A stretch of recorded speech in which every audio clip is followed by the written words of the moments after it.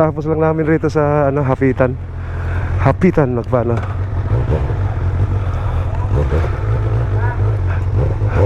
Ay, ano yan karon? Teka.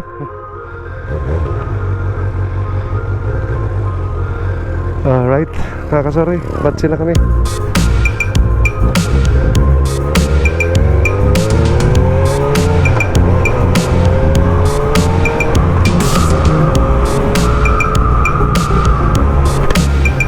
Nakalimutan kong anuhin yung nanghingi sa akin. Shout out sa'yo bro. At saka yung nagpicture sa amin dun sa ano, habang tumatalon kami. Nakalimutan kong tanungin yung pangalan nila. Kumakain kami ng banana Q. Nanghingi sa akin ng ano kasi nakita nila ako na nagpadikit ako dun sa hapitanan ng ano, sticker. Nanghingi sila habang kumakain kami. Hindi ko na ano. Bago sana umalis, hingiin ko sana yung pangalan nila para makasama sila sa vlog ko doon. Kaso lang nawala sila doon. Ewan ko kung saan yung isa. Okay, punta na tayo sa ano mga kasuroy, Saladong Beach. Nakalimutan ko lang anuhin yung ano, pangalan nito. Pero dito lang naman ito, isang way lang to mga kasuroy yung ano rito daan Pero siguro mas maganda ka ano, baka may cruising dito, mahirap na kasi. Mga kasuroy, ano muna tayo rito? Ano muna tayo konti?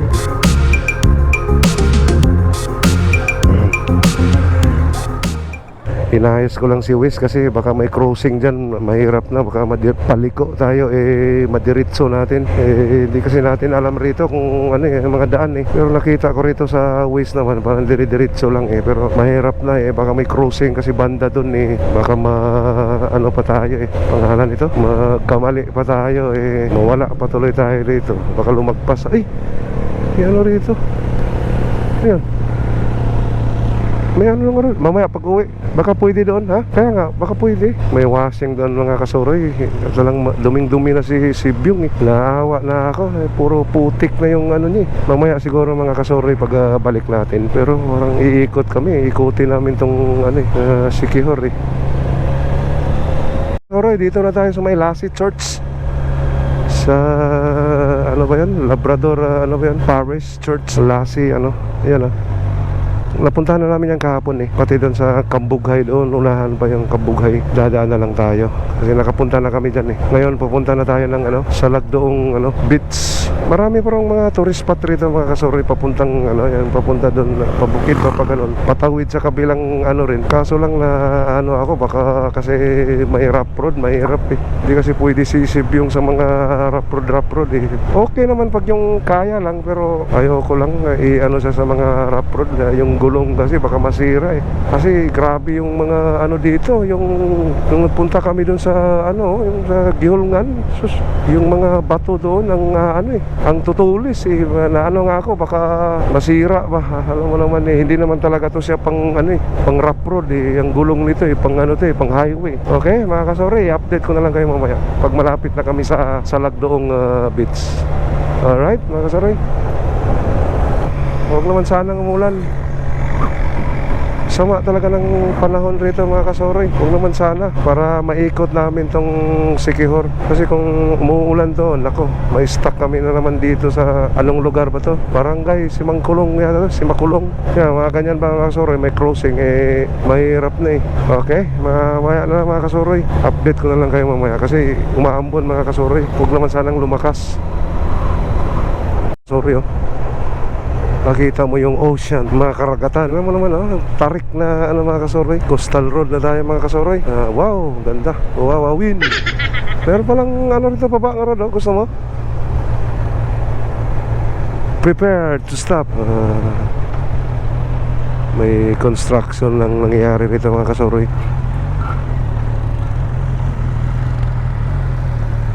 Barangay Sawang pala to.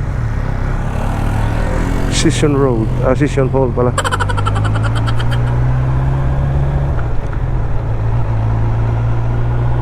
Yan mga ano, kahoy na ano, ang tawag nitong kahoy na to, mangrove. Mga bakhaw ba kung sa Bisaya. Shout out dyan sa mga Bisaya, especially sa mga taga Negros Oriental dyan, La Libertad. Shout out sa inyo mga paps. Maraming lang nire-repair na ano. Pero okay naman, wala naman traffic rito mga kasuri. Dito sa Siquijor, hindi naman katulad ng kahit doon sa mga Pangasinan, bayan-bayan, grabing traffic. Dito kahit may mga nire-repair na dyan, wala namang ganong sasakyan dito. Mga bus, mga easy ride lang yung nandito. Ilang minuto na lang, 12 minutes lang mga kasuri. 6.4 kilometers. Sana may kape doon sa may kantin naman siguro doon. Sana may kantin doon. Kasi beach yun siguro. Parang gusto kong uminom ng native na kape mga kasuri. Kaso hindi hilig ng native rito Okay mga kasuri, mamaya na lang mga kasuri. Kakanan na tayo rito. Ito na yata yung Salagdoong Beach. Sabi ni Google Map rito, Salagdoong Beach ba rito? Ito nga, 1.8 kilometers. Ulang Maria, Ulang Maria na pala ito nasakop. Salagdoong Beach. Ang lamig dito mga kasuri. Dito na lang muna tayo nga ron. Yung ano ba yung rito? Uy, ano to? Ulang MPE doon, 700 meters. Dito ang Salagdoong Beach. Okay. Siquijor. Wow, ganda. Parang nasa forest tayo yata dito pala. Saglit lang mga kasuri, may ayusin lang kami. Okay, mga kasuri, batsi na tayo.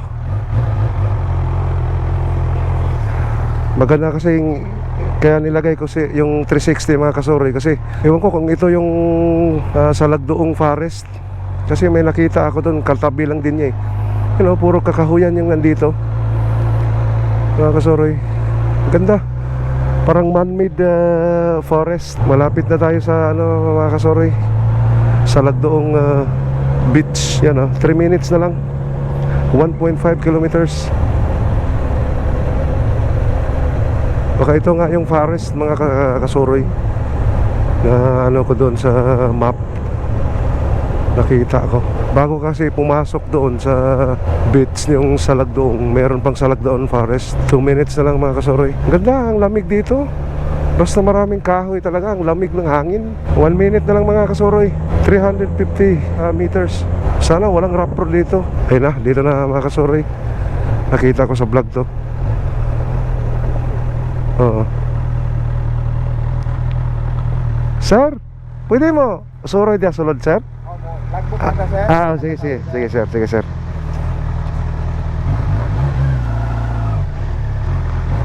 Okay mga kasuri, mamaya na lang mag-login raw kami rito bago ka pumasok rito. Hello sir. Magla-login muna rito sa dito sa may tourist police assistant desk. Ha? Batsi na kami.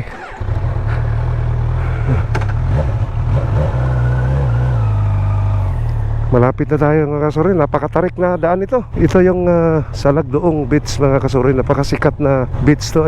Under renovation pa rin daw kasi ang dami yatang nito. Parking area, motorcycle dito tayo. Oo, ito na lang. Alright mga kasuri, andito na kami sa Salagdoong Beach. Dito may signage dito, I heart Salagdoong. Ayun, kaso lang under renovation sa mga kasuri. Kasi marami rang gagawin, maraming rock formation rito mga kasuri. Saan ba, hanggang saan ba tayo? Dito lang. Dito lang. Yun lang, hindi kami makapunta doon mga kasuri. At least napuntahan namin rito. Smoking area meron pala doon. Yan mga kasuri, sayang hindi na sila nag-open. Akala ko kasi okay na kasi ilang buwan na itong nakita ko sa YouTube mga kasuri. Lahat ng nag-YouTube dito sabi nila under construction or sayang pwede ka maligo dyan mga kasuri. May biyaheng pwede ka rin rito pag magpahatid ka mga turista rin. Okay mga kasuri, mamaya na mga kasuri ha. Alright mga kasuri, nandito na yung kasama ko rito at saka pagod na mga kasuri. Yan mga rock formation dyan mga kasuri. Lalaking mga bato na dito to sa Salagdoong Beach. Sayang mga kasuri, hindi talaga tayo makapunta doon Pero pwede rin mag-picture, meron namang pumupunta doon Punta tayo doon. Anong oras na dyan nga Rod? Baka uwi na lang tayo pagkatapos itong Rod. Pahinga na lang tayo. Alright mga kasuri, dito may hammer pa rito mga kasuri. Parang ano ba itong dito? Parang bar siguro ito. Yan, may mga rintahan siguro ng mga salbabida yan Papi! How are you? Good? Ito siguro. Mga ano to. Mga anuhan to. Tulugan. Okay, mga kasuri. Mamaya lang. Ito yung mga siguro mga room na gusto mong magre-rent ka ng ano. Matutulog ka dito. Kala ko pa bawal. Hindi naman bawal pala dito mga kasuri. Pupunta sa taas mga kasuri. Sige, saglit lang Arod. Kasi sabi nila bawal. Saka na lang tayo dire. Yan mga kasuri. Oh. Ito yung pinakamataas na ano rito. Mga kasuri na cliff jump nila rito. Yan ah. Okay, post lang ha. Sige.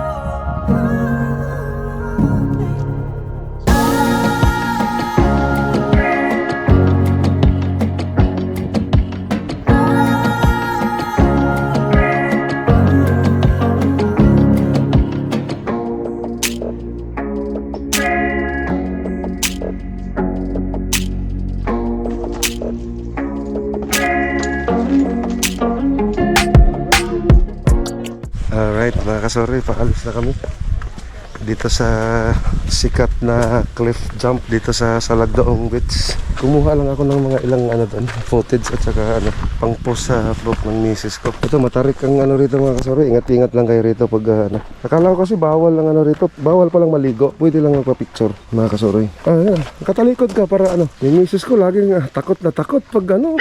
Nag-video mo pa ako. Oo. Takot na takot eh. Dito tayong picture tayo dito. Asan? Dito? Sige. Picture muna kami mga kasuri ha.